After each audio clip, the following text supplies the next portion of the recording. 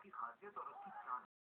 Football वो जो भले दिखने में खास ना लगे, लेकिन बैलेंस को बनाए रखने में और अचानक हमला करने में ये बहुत मदद करता है, और असल में ये बहुत मुश्किल है।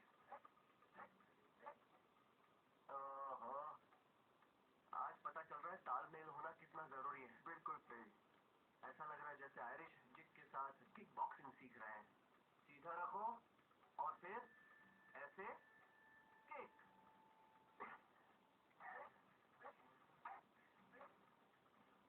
20वीं सदी में जापानीज ऑक्यूपेशन के दौरान देसी मार्शल आर्ट जैसे कि टेक्योन को दबा दिया गया था, लेकिन वर्ल्ड वॉर 2 के बाद यहाँ की सरकार ने सबसे पहले पेनिनसुला के प्राचीन मार्शल आर्ट्स को फिर से एक ही किताब के अंदर शुरू करवाया गया, जो है टाइक्वांडो। टाइक्वांडो प्राचीन फाइटिंग स्टाइल टेक्योन का ही एक नया रूप था। बिल्कुल, इस तरह की ट्रेनिंग से हम फिर से टाइक्वांडो के ओरिजिन को महसूस कर सकते हैं और टाइक्वांडो की असली अहमियत को और करीब से जान सकते हैं। टेक्योन के फुटवर्क को सीखने के बाद हमें यंग बॉक के बताए अगले खतरनाक मूव को करने में बहुत मदद मिली। इसे कहते हैं रियर हॉर्स किक, यानी घोड़े की दुलत्ती, और घोड़े की लात की तरह ही इसमें भी बहुत पावर होता है। इसकी शुरुआत होती है अपोनेंट की टांग पकड़ने से, जैसे ही वो हमला करने की कोशिश करे। ऐसे टांग पकड़ू और नजरें ऊपर। ओपोनेंट के हमले को रोकने के बाद लीड लेग पर 180 डिग्री के एंगल पर घूमना होता है। इसके साथ ही किकिंग लेग को पीछे की तरफ खींचना होता है, एड़ी की तरफ पकड़ना है, फिर घूमना है, और निशाना होना चाहिए पैर पर, छाती पर, पेट पर और कमर पर। यहाँ, यानी कि अच्छा यहाँ।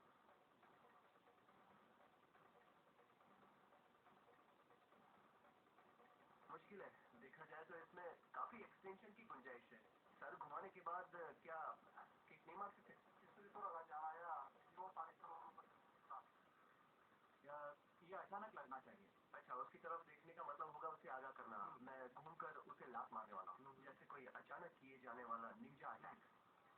यंग बॉक ने समझाया कि सर को सही पोजीशन में रखने की वजह से हम ओपोनेंट पर नजर रख सकते हैं, और अगर वो आपकी आंखों में देख रहा हो तो इसका मतलब उसका ध्यान पैरों पर नहीं है। हाँ, ये मूव वाकई बहुत मुश्किल है। आपको एक्सेस पर घूमना होता है और घूमकर वो हॉर्स किक मारनी होती है। तो आप कभी घोड़े के पीछे मत जाना और ना ही बिल के।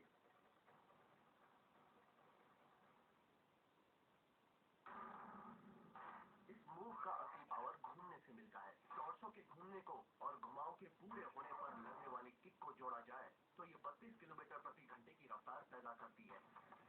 सोलर प्लेक्सस तक पहुंचने के लिए एडी 95 किलोमीटर प्रति घंटे की रफ्तार से सफर करती है और 225 किलो से भी ज्यादा फोर्स पैदा करती है, जिससे किसी भी रिब या इंटरनल ऑर्गन को बर्बाद किया जा सकता है।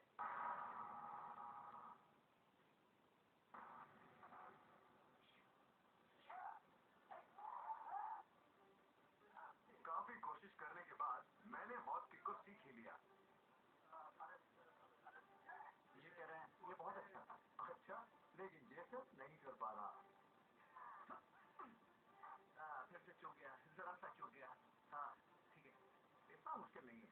मैं जानता हूँ मुझे कहाँ परेशानी हो रही है। दरअसल मुझे मारने से पहले उस जगह को अच्छी तरह से देखने की आदत है, तो जो मैंने सीखा है उसे भूल कर नया सीखने में थोड़ी परेशानी हो रही है। वैसे भी तुम मुझसे ज्यादा फुर्तीले नहीं। एक बार मैं तुम्हारी तरह बनना भी नहीं चाहता बिल। अब देखना। यंग बॉक से कुछ निजी सीख लेने के बाद मैं उस मूव को घोड़े से भी अच्छी तरह करने लगा। तो ये हाँ, यहाँ नहीं है ना? ओके, हाँ हाँ, ओके ऐसे।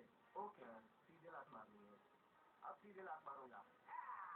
ये ठीक है, हाँ बढ़िया।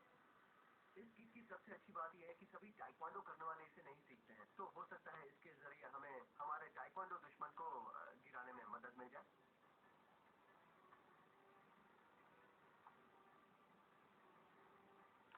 टेक्योन को अच्छी तरह समझने के लिए हम गए सीक्रेट कैंप टू